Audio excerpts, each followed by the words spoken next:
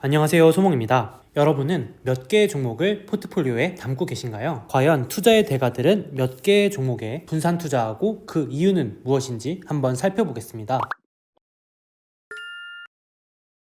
제목처럼 아이러니하게도 20종목을 넘어서는 순간 분산 투자의 효과는 확연히 떨어진다 라는 이론적인 결과가 이미 나와 있는데요. 즉 너무 많은 분산은 오히려 분산 효과가 떨어진다, 역으로 도움이 되지 않는다는 겁니다. 이 이론뿐만 아니라 다른 여러 투자 고수들의 경험적인 주장과 이론적 뒷받침들이 비슷한 목소리를 내고 있다는 점이 매우 흥미로워서 오늘 갖고 왔는데요. 분산 투자가 최대 효과를 거둔 경우는 90%가 약 12개에서 18개 종목으로 구성된 포트폴리오를 구축했을 때였다. 그리고 다른 투자의 대가의 책에서도 단 한 개 종목에 집중 투자하는 것 대비 2개 종목만 보유해도 위험도가 약 46% 줄어들고 4개 종목을 보유하면 72%, 8개 종목은 81%, 그리고 16개 종목만 분산해줘도 무려 위험도가 93%나 줄어든다 라고 말하고 있는데요. 이런 이론뿐만 아니라 우리가 비교적 잘 알고 있는 투자의 대가들이 수십 년간 투자하면서 경험적으로 알아낸 포트폴리오 종목 숫자도 크게 다르지 않습니다. 가치 투자의 대가라 불리는 벤저민 그레이엄 역시 우량 기업 10개에서 30개 정도면 충분하다. 케인즈는 12개에서 13개, 워런 버핏은 조금 더 집중된 숫자인 5개에서 10개 종목에 비교적 집중 투자하라고 말했지만 역시 잘 모르는 투자자에게는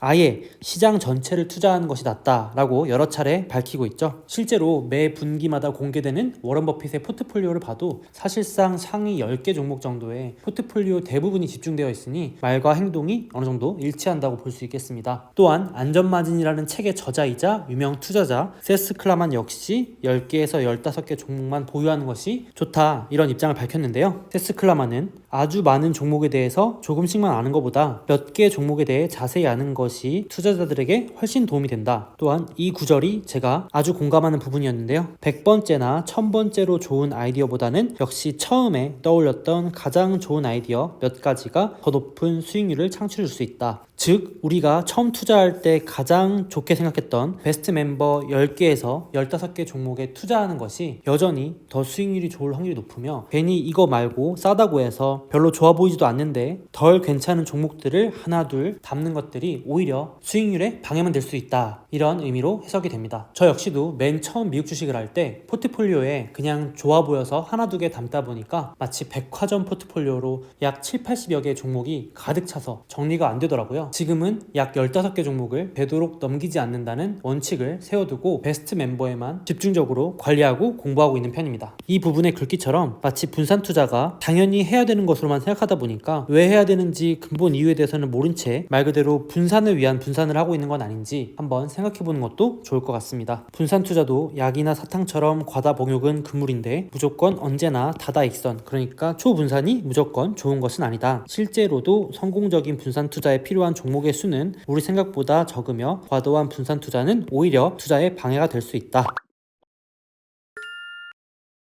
여러분 혹시 마나테크라는 기업 아시나요? 회사 이름을 보니까 뭔가 테크, 그러니까 IT 쪽 관련 기업이라고 생각되지 않으신가요? 이 마나테크라는 기업은 상장 이후 이틀 만에 주가가 약 368%나 치솟았는데요. 아이러니하게도 이 기업은 기술, 테크와 아무 관계가 없는 변비약을 만드는 회사였습니다. 지금으로부터 약 20년 전 닷컴 버블이 정점에 이르렀을 때 얘기로 회사 이름에 이렇게 테크, 인터넷 회사라는 신용만 보여도 주가가 마구 급등했다고 하는데요. 20년이 지난 지금 우리는 이때를 보면서 말도 안 된다, 믿을 수가 없다 라고 하시겠지만, 이 오른쪽 사진처럼 이렇게 매번 주기적으로 시장에서는 우리가 말도 안 된다고 생각하는 미친 것 같은 거품과 공황, 붕괴가 일어났었습니다. 1928년부터 2014년까지 약 40여 개의 거품이 있었고요. 그 중에 약 절반 정도는 모두 붕괴로 이어졌다고 합니다. 이 로버트 실러라는 현재도 활동하고 있는 교수뿐만 아니라 수많은 투자자들이 이런 거품을 어떻게든 측정해보기 위해서 수많은 노력을 해봤지만, 여기 나와 있는 것처럼 문제는 완벽히 똑같은 거품이 없다는 것입니다. 즉 모든 거품은 늘 다른 형태로 나타나고 그 이후의 사건 또한 예측하기가 힘들다. 그렇기 때문에 우리가 버블과 버블의 붕괴를 정확히 예측하려는 그 자체가 불가능한 건 아닌가라는 생각이 들었습니다. 물론 버블이 생기고 꺼지는 큰 흐름은 비슷합니다. 뭔가 변화가 생겨서 그 주식 또는 자산의 가격이 오르기 시작하고 그 가격 상승 자체, 그러니까 주가가 오른다라는 것과 뉴스 이런 것들만으로도 사람들의 관심이 생기기 시작하고요. 이때쯤 돼서 그 가격이 말이 된다는 스토리, 서사가 등장합니다. 이래서 올랐다, 이래서 더 오를 거다, 이러면서 이런 스토리가 오히려 더 많은 가격 상승과 많은 관심을 부추기게 되고 사람들로 하여금 묻지마 투자를 하게 되게 만듭니다. 그때쯤 되면 그게 왜 오르는지, 얼마나 올라야 하는지, 진짜 맞는 이야기인지조차도 모른 채 말이죠. 땡땡땡 가자 이런 얘기가 나오는 거겠죠. 그러다가 그 스토리가 깨지면서 혹은 환상이 깨지고 이 자산은 원래대로 혹은 그 이하로까지 떨어지면서 정상화의 과정을 겪는다고들 흔히 이 과정을 설명하곤 합니다. 이 로버트 실러 교수 역시 거품을 일컬어 가격 상승이 추가로 가격 상승을 불러오는 사회적 전염병이라고까지 말을 했습니다. 이런 스토리에 혹하는 인간의 탐욕이 있는 한 지나고 보면 정말 말도 안 되게 비합리적이다 라고 말하는 일들이 계속해서 일어날 수밖에 없다는 거죠. 마치 이런 투자를 성행위로도 비유한 부분이 있었는데요. 우리는 성욕이 사라지고 나서야, 그때가 돼서야 우리는 자신의 결정을 조금은 더 합리적으로 평가한다. 예를 들자면 지난밤에 결정을 후회하거나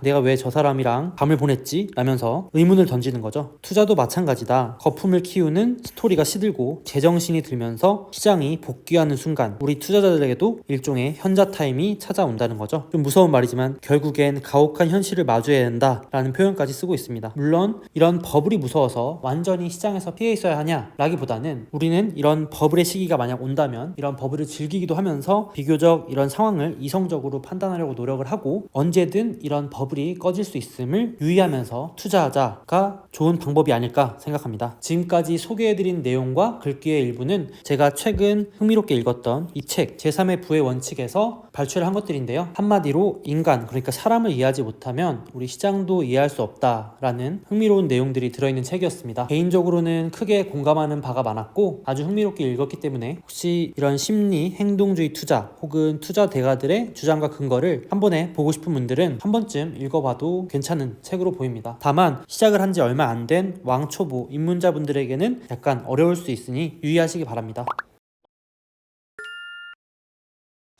앞에 소개한 내용 말고도 재밌는 사례가 정말 많았는데요. 예를 들어서 우리 투자자들이 얼마나 이 심리에 취약하냐면 이 미국 주식할 때 티커 있잖아요. 그 티커가 쉬운 종목, 예를 들어서 비자라든지 마스터 이렇게 간단한 티커들 있잖아요. 이런 티커들을 가진 종목들이 길고 발음하기도 어렵고 외우기 어려운 티커를 가진 종목보다 훨씬 더 안전하다고 생각을 한다는 겁니다. 우리도 모르게요. 또 인간은 애초에 장기 투자에 불가능하게 진화해왔다라는 부분도 재밌었는데요. 애초에 우리 뇌 자체가 더 좋은 투자 결정을 내리기 위해서가 아니라 생존하고 번식하기 위해 만들어지고 진화했다는 겁니다. 그러니까 단기 생존에 최적화된 우리에게 장기 투자하라는 것 자체가 말이 안 된다는, 물론 안 될 건 없지만 정말 어려운 일이다 라는 내용도 아주 흥미로웠습니다. 결국 우리 인간이 다른 종보다 이렇게 오래 살아남아서 계속해서 진화해온 비결인데 정작 우리가 투자해서 돈 벌기 위해서는 이런 본능을 극복해야 한다고 하니까 얼마나 어려운 일인지 매번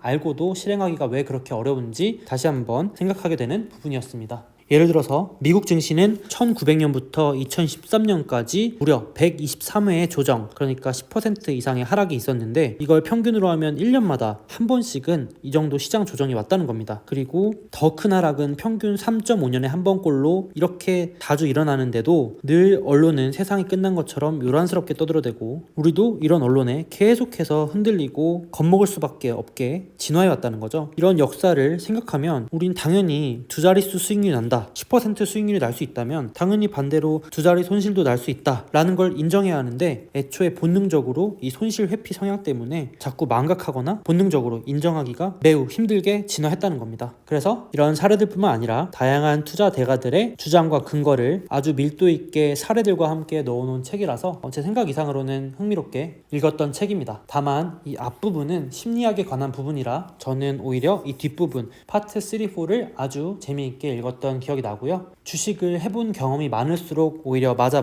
이런 이론이 뒷받침이 있구나, 이런 사례들이 있었지 라면서 더 재밌게 읽히는 유형의 책이라 왕초보분들은 살짝 어려울 수 있으니까 유의하시기 바랍니다. 제가 따로 운영하는 네이버 카페 소목 라운지에서도 이 책을 포함해서 다양한 투자 서적 증정 이벤트를 진행할 예정이니까 관심 있으신 분들은 놀러 오시면 될 것 같습니다. 그럼 다음 시간에도 유익한 내용과 좋은 책, 자료와 함께 돌아오겠습니다. 몽바!